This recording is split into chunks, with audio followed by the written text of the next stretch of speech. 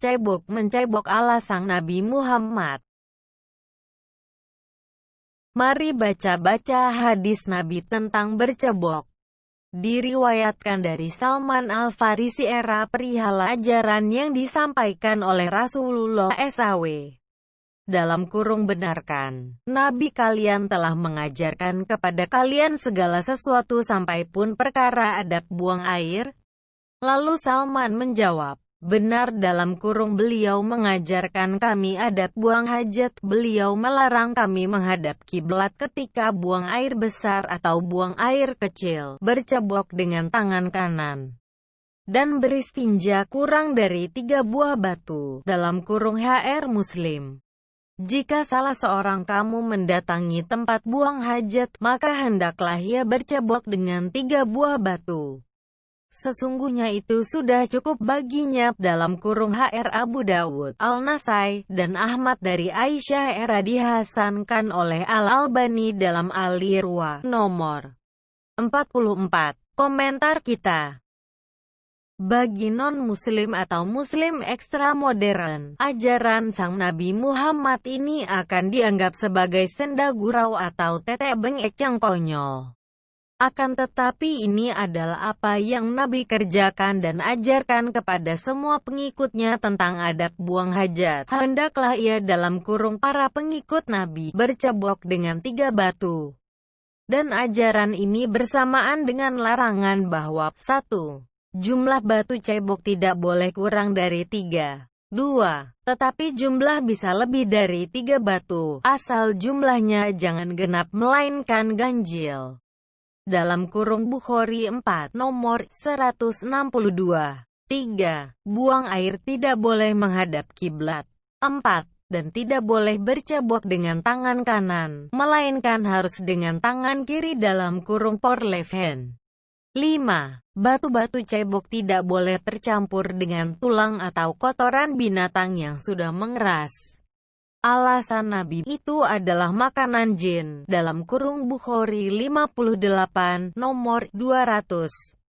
7 pertanyaan kita kepada para ulama. 1. Apakah ini semua tidak lebih tahyul dan konyol ketimbang yang paling tahyul?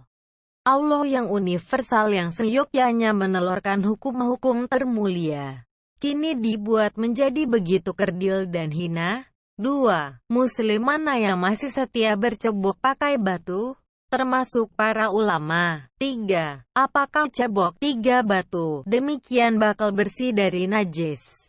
Lalu Allah meridhoinya? Tetapi jelas tidak demikian dengan anjing. Sang anjing akan selalu mencium pantat celana yang demikian, dan pantesan bahwa sang Nabi Muhammad tidak suka dengan anjing, sehingga diperintahkan untuk membunuhnya. 4. Kenapa harus 3, atau 5, 7, 9 dan ganjil untuk kehormatan sebuah dubur yang bau dan masih najis?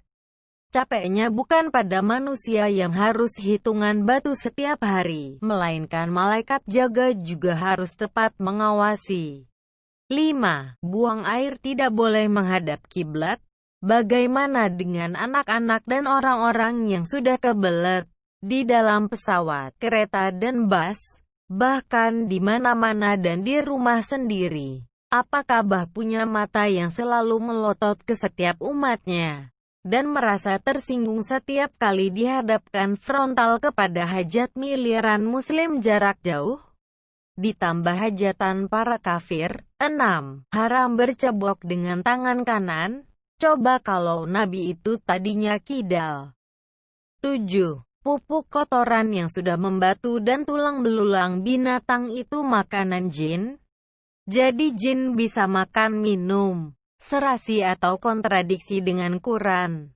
Sebab kodratnya jin jangan-jangan sama dengan Isa Al-Masih dan ibunya, di mana Quran mengatakan hakikat Isa berasal dari Ruh Allah 4 ayat 171, tetapi ya kok bisa makan minum? Yang tidak seharusnya bisa. 5 ayat 75. 7. Pupuk kotoran yang sudah membatu dan tulang belulang binatang itu makanan jin? Kok pupuk keras dan tulang-tulang binatang di belakang rumah saya tidak pernah habis dimakan jin? Masya Allah. Sumber bacaan dari link terblokir http://bacabaca-quran.com/2013-01-cebok tanda hubung mencebok tanda hubung ala tanda hubung Muhammad.